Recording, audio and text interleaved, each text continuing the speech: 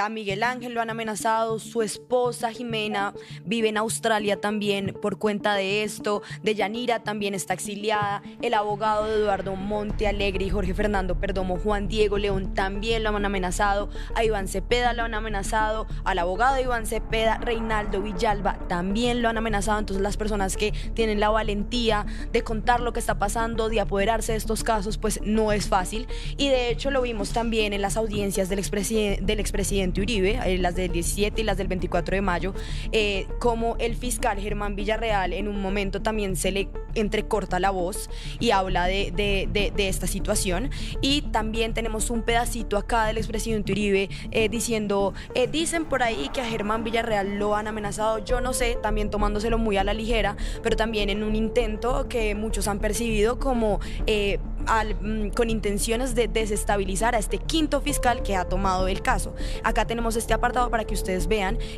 lo que les cuento de lo que ocurrió también en la audiencia. Ya he recibido mensajes de que están amenazando al fiscal Villarreal. No lo sé. Que lo solicitado, independientemente de las acciones que se pidan por quien habla ante el competente y que ya se pidieron, también la Fiscalía debe dejar claro que se me ha utilizado y se ha agraviado también acá por ocasión y en razón de la acusación que ha radicado quien habla en representación de la Fiscalía General de la Nación, y se ha afectado con ello por parte del acusado a 2 de las víctimas, o a 3 de las víctimas exactamente, con esas publicaciones a través de los medios probatorios, y que en todo caso la Fiscalía remite a su despacho para que se deje y se quede la constancia. En este país, la vida y la integridad personal de cualquier persona bajo ese contexto corre peligro. Y la verdad, en mi caso, lo siento así. No digo más. No digo más. Bueno, la verdad yo no había visto esta declaración de Gilberto Villarreal. Yo había visto la que presentamos el día de ayer, donde él, en otro tono un poco más alterado, le reclama al presidente Uribe todas las afirmaciones que ha hecho por redes sociales y en las cuales les dice que las justifique ante pues la jueza, sobre todo ese impedimento que él tendría por una supuesta relación cercana con el exfiscal Eduardo Montalegre, reconocida víctima en este proceso, y el señor Jorge Perdomo.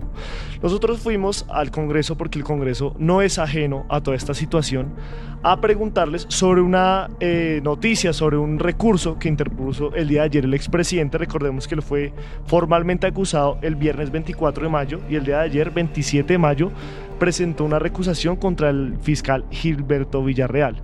Nosotros fuimos a preguntarle a algunos congresistas frente a este recurso que interpuso el expresidente, a ver qué opinaban, y pues tuvimos declaraciones diversas, unos creyendo que era una táctica más para la dilación o para la prescripción, y otros creyendo que pues netamente es un recurso que puede tener el expresidente.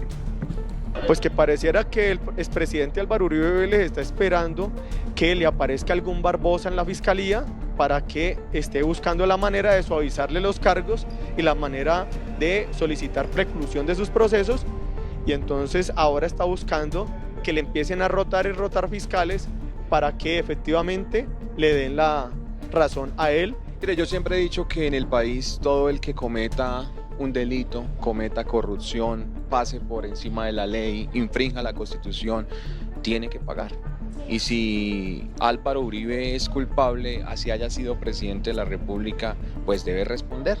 Y si él manifiesta que no es culpable, pues debe probar entonces que no lo es. Aquí el respeto es total, la independencia de los poderes públicos. El Poder Judicial tiene que hacer debidamente su tarea, obviamente con independencia y con lo que obre en los expedientes. Eso sí, como abogada que soy penalista igualmente, esto tiene que ser con las pruebas que existan en el expediente y con total independencia del Poder Judicial. Yo creo que en este momento la Fiscalía está actuando como tuvo que actuar durante mucho tiempo y llevar al expresidente Uribe ante los jueces, que los jueces definan su situación con respecto a los delitos sobre los cuales se le acusa. A mí me llena de esperanza y creo que también a las víctimas de tantas circunstancias en las que ha estado envuelto el expresidente, este proceso avance. Se tienen que generar, por supuesto, las garantías, pero esperamos que Uribe no tenga que escoger a quién es el que lo tiene que enjuiciar, a quién es el que le tenga que adelantar el proceso. Lo que pasa es que unas son las garantías legales y otras son las garantías políticas, que eran las que él tenía, las garantías que le permitía que el fiscal inclusive terminara defendiéndolo cuando era el acusado. Así que muy seguramente hoy no se siente cómodo y es la primera vez que es imputado un presidente de la República. Esto debe generar un remesón en todo el centro democrático, en la oposición. Ahora, el presidente Uribe tiene que presentar las evidencias que lo declaren inocente y la fiscalía, que es la que está acusando, tendrá sus evidencias y vendrá un proceso de defensa. Entonces, el presidente está utilizando herramientas jurídicas para poder defenderse y eso está bien y no es porque sea el expresidente Uribe, es porque todos los colombianos tenemos el derecho a la defensa y más cuando hemos trabajado por el país. Voy a entrar a hablar sobre la estrategia de defensa del expresidente Uribe, eso no me corresponde a mí, pero en Colombia una vez más queda comprobado que tenemos un órgano independiente que es el judicial. Esperemos un juicio leal, justo al presidente Uribe y será de su defensa la forma como hagan la estrategia en los próximos días, ¿no?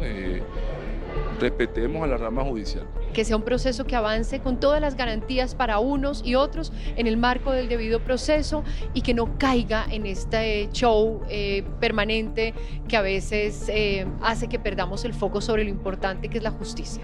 Pues yo creo que el expresidente Álvaro Uribe tiene que pagar por los delitos que haya cometido, en este caso pues todo lo que gira alrededor de los testigos.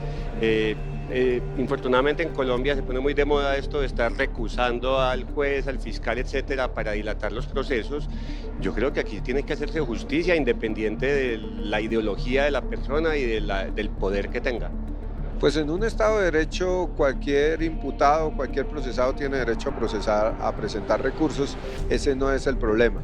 Lo que es muy negativo es que el mismo expresidente Uribe, su partido, el Centro Democrático y sectores de la derecha salgan a atacar a la justicia, a atacar a la juez de la República que ha dado ejemplo en este proceso y que se molesten porque su estrategia de dilación para que no haya un juicio y el caso precluya pues se esté obstaculizando. Las pruebas que en su momento recaudó la Corte Suprema de Justicia antes de que el señor Uribe renunciara a su fuero para huirle a la justicia son absolutamente sólidas y yo espero que tanto la Fiscalía como el juez fallen derecho. No, la recusación es absurda porque es la tercera vez que se cambia de fiscal, eso no hay recusación en ningún sentido, además es el mismo fiscal que dejó su fiscal de bolsillo Francisco Barbosa, entonces eso es para ganar tiempo de morar e intentar una preclusión por tiempo. Señor Miguel Ángel del Río, aquí estamos hablando de que el tiempo corre, ya muchos hablan de junio del 2025 y otros de máximo 2 años y 5 meses. Esta recusación contra el fiscal Gilberto Villarreal es otra acción para pues llevar a que esto no vaya a su punto, que es una condena, o netamente es un recurso que puede usar Álvaro Uribe y que está en total derecho. Es una muy buena pregunta y es un poco de ambas. Es un instrumento legal que tiene como propósito dilatar el expediente. Esa es la realidad. Es decir, las defensas pueden hacer un uso legítimo de los instrumentos procesales. La recusación es uno de ellos. El problema es que tienen que existir fundamentos para la recusación. Y las causales de impedimento, que es lo que justifica una recusación, son taxativas, es decir, están establecidas en la ley, no puede uno inventarse nuevas causales. y la que está utilizando es que el fiscal tiene entonces una posición sobre unas presuntas amenazas, pero eso no hace ni construye lo que uno de los numerales establece como causales de impedimento, que es una enemistad o la enemistad que pueda existir entre el fiscal del caso y el acusado. En este caso no hay ninguna enemistad.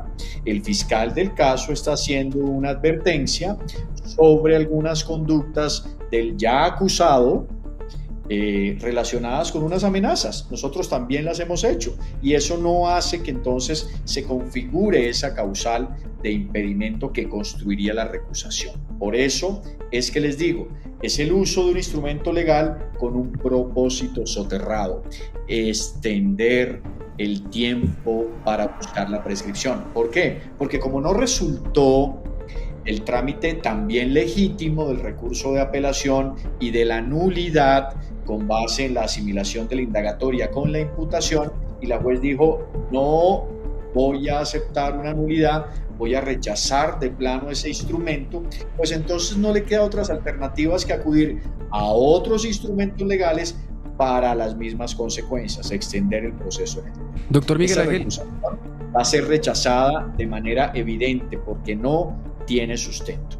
Y doctor Miguel Ángel, ya que estamos hablando precisamente de esta jueza que está llevando el caso, pues nosotros haciendo también un análisis de su participación en el proceso, pues nos dimos cuenta y nos percatamos que usted, antes de que esta señora estuviera en el caso, pues usted pensaba que Uribe se podría salvar por prescripción penal. Ahoritica, con todo esto que ha pasado, ¿su merced cree que es así o que la jueza ha actuado con prontitud y ha sido pues una mujer que ha llevado el proceso rápido? Sí, a mí me ha cambiado la consideración. Yo, antes de que este proceso cayera en el juzgado 44, donde esta jueza, yo no era muy optimista con el tema de que nos pudiera alcanzar el tiempo. Las cosas han cambiado. La jueza ha negado algunos recursos por parte de la defensa y me parece que, como van las cosas, ya tenemos fechas incluso de todo este año para el adelanto de las audiencias preparatorias, que seguramente estas audiencias en algún momento se interrumpirán, ahí sí, por el uso legal de otros instrumentos jurídicos como la apelación.